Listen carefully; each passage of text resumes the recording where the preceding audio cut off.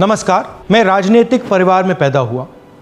जब मैं छोटा सा था 1980 में प्रियंका और मैं घर में लेई बनाते थे, रात को निकलकर पोस्टर चिपकाते थे। चुनाव समझता हूं। 20 साल से मैं स्वयं चुनाव लड़ रहा हूं। पोलिंग कैसे होती है, पोलिंग बूथ कैसे मैनेज किया जाता है, वोटर लिस्ट, फॉर्म 17, ये सब मैं गहराई से समझता हूं। कुछ समय पहले हमें दाल में काला लगा। चुनाव के नतीजे आते थे, मूड एक तरीके का होता था, रिजल्ट दूसरे तरीके का। मुझे याद है उत्तराखंड में हम चुनाव हारे। बाद में मैंने कैंडिडेट से पूछा कि जहां रोड शो हुआ था वहां जाके देखिए हमें कितने वोट मिले। हजारों लोग आए थे, पोलिंग बूथ में किसी ने वोट नहीं किया। यह असंभव था, यह हो ही नहीं सकता। उसके बाद छत्तीसगढ़ और मध्य प्रदेश के रिजल्ट, हमें लगा कुछ ना कुछ गलत हो रहा है। 2018 में मध्य प्रदेश में चुनाव होता है, हम जीतते हैं। हमारी सरकार चोरी हुई थी। 2023 में चुनाव होता है, मैंने अपने आंखों से भारत जोड़ो यात्रा में देखा, भयंकर एंटी इनकम्बेंसी, और हमें 65 सीट मिलते हैं। इम्पॉसिबल, हो ही नहीं सकता। और फिर महाराष्ट्र में पहली बार हमें सबूत मिला। विधानसभा और लोकसभा के बीच में जादू से नए वोटर आते हैं, और जहां भी इन नए वोटर्स ने वोट किया वहां वोट बीजेपी को गया। महाराष्ट्र चुनाव के बाद जब हमें डाउट हुआ, हमारे गठबंधन के सारे नेताओं ने प्रेस कॉन्फ्रेंस किए और हमने इलेक्शन कमीशन से कहा कि आप हमें वोटर लिस्ट दीजिए, वीडियो रिकॉर्डिंग दीजिए। इलेक्शन कमीशन ने मना किया। ना उन्होंने हमें वोटर लिस्ट दी और ना उन्होंने वीडियो रिकॉर्डिंग दी। डाउट हुआ, क्यों नहीं दे रहे, क्या कारण है? तो हमारे दिमाग में सवाल उठा, क्या इलेक्शन कमीशन बीजेपी की मदद कर रहा है? क्या इलेक्शन कमीशन ही इलेक्शन को चोरी करवा रहा है? इसके बाद हमने एक टीम सेटअप की और हमने उन्हें कहा कि आप जाइए, एक कंस्टिट्यूएंसी भी जाके ढूंढिए, सच्चाई ढूंढिए, किस प्रकार से चीटिंग की जा रही है, किस प्रकार से ये काम किया जा रहा है और कौन कौन इस काम को कर रहे हैं। सबसे महत्वपूर्ण बात यह है कि इलेक्शन कमीशन डिजिटल डेटा नहीं देता है, फिजिकल डेटा देता है। मतलब लाखों कागज में वोटर लिस्ट दे देगा, मगर डिजिटल वोटर लिस्ट किसी को कभी नहीं देता है। क्यों नहीं देता? कारण क्या है? कारण है कि अगर डिजिटल डेटा मिल जाए तो इलेक्शन कमीशन की सच्चाई पूरे देश को पता लग जाए। हमने टीम को बताया, मैंडेट दी कि आप जाके चेक कीजिए, आप 5-7 सीटों पे पता लगाइए कि चीटिंग हुई, और अगर हुई तो कैसे हुई। टीम ने हमें एक दिन बताया कि 5-7 सीटों पे ये काम किया ही नहीं जा सकता। क्यों? मैंने उनसे पूछा क्यों नहीं किया जा सकता। उन्होंने मुझे ये कागज दिखाए। ये जो कागज हैं, ये एक लोकसभा के कागज नहीं है, ये एक विधानसभा के कागज है, और इन कागजों को हमने मैन्युअली सॉर्ट करना पड़ा। और पूरा का पूरा काम जो हुआ है, इसमें 6 महीने लगे हैं, और एक असेंबली सीट में हम ये काम कर पाए हैं। क्यों? क्योंकि डिजिटल डेटा नहीं दिया जाता। अगर इलेक्शन कमीशन ने हमें डिजिटल डेटा दिया होता तो हम ये कार्रवाई पूरे देश में, हर लोकसभा में, हर विधानसभा में 15 मिनट में करके दिखा देते। हमारे पास अनलिमिटेड रिसोर्सेज नहीं है, इसलिए हमने ये रिसर्च सिर्फ एक लोकसभा में, एक विधानसभा सीट में की। मगर मुझ में अब पूरा भरोसा है कि ऐसी 100 से ज्यादा सीटें हैं हिंदुस्तान में। जो यहां हुआ है उन सीटों में भी हुआ है।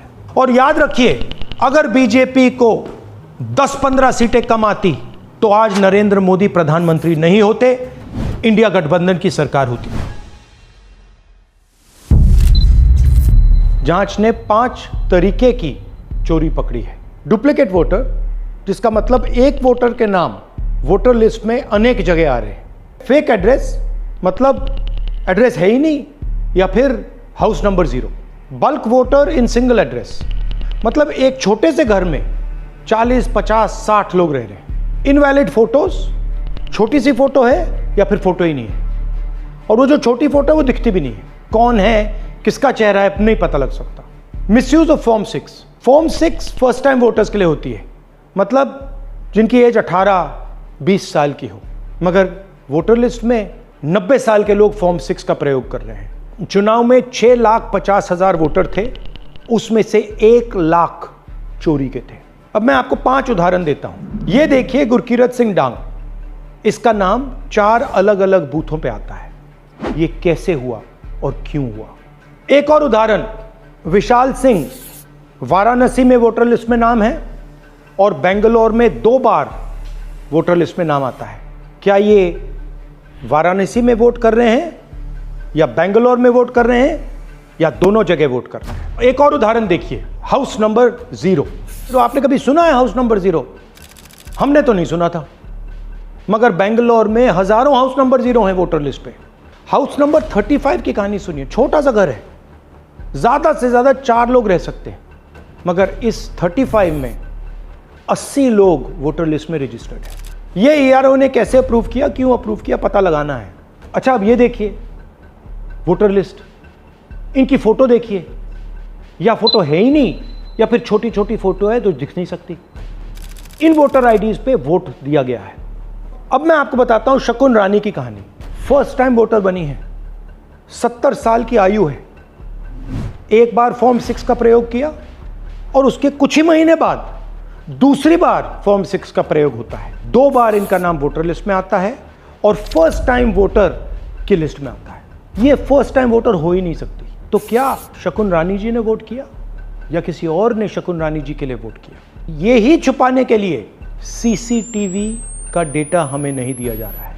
और ये शकुन रानी जी अकेली नहीं है, ऐसे हजारों लोग हैं जिन्होंने फॉर्म 6 का प्रयोग करके 2-3 बार वोटर लिस्ट में नाम डाला है। हमने पहले इलेक्शन कमीशन से इलेक्ट्रॉनिक वोटर लिस्ट मांगी थी, सीसीटीवी फुटेज मांगी थी। उन्होंने अपना काम नहीं किया, हमें नहीं दिया। फिर हमने अपना इन्वेस्टिगेशन कराया, आरटीआई भरे और हमारे पास डेटा आया। भाई और बहनों, सच्चाई यह है कि हिंदुस्तान में इलेक्शन कमीशन और बीजेपी मिलकर इलेक्शन चोरी कर रहे हैं। ये पूरा का पूरा सबूत ब्लैक एंड व्हाइट में आज हमने आपको दिया है। इलेक्शन कमीशन जानता है कि हमने उनकी चोरी पकड़ ली है, इसीलिए एसआईआर आया है। ये एसआईआर जो है इंस्टीट्यूशनलाइज चोरी है। इलेक्शन कमीशन खुलकर बिना डरे बीजेपी के साथ मिलकर चोरी कर रहा है। और ये जो एसआईआर है, इसका लक्ष्य गरीबों का जो हक है, उनका वोट जो है, उनसे चोरी करने का है। मैं आपको एक और बात बताना चाहता हूं। इस पूरी इन्वेस्टिगेशन में हमने वोटर एडिशन को देखा है, मगर जितना एडिशन होता है शायद उससे ज्यादा डिलीशन होता है, सबट्रैक्शन होता है। तो ये सिर्फ एक मेन तरीका हमने पकड़ा है, दूसरे तरीके पे हमने इन्वेस्टिगेशन की ही नहीं है अभी। मैं इलेक्शन कमीशन और इलेक्शन के ऑफिसर्स को साफ कह रहा हूं, आप जो कर रहे हो गलत कर रहे हो, ये ट्रीजन है, देश के खिलाफ है। ये मत भूलिए, टाइम आएगा हम आपको पकड़ेंगे, बचने वाले नहीं हो। It is critical that we expose voter चोरी।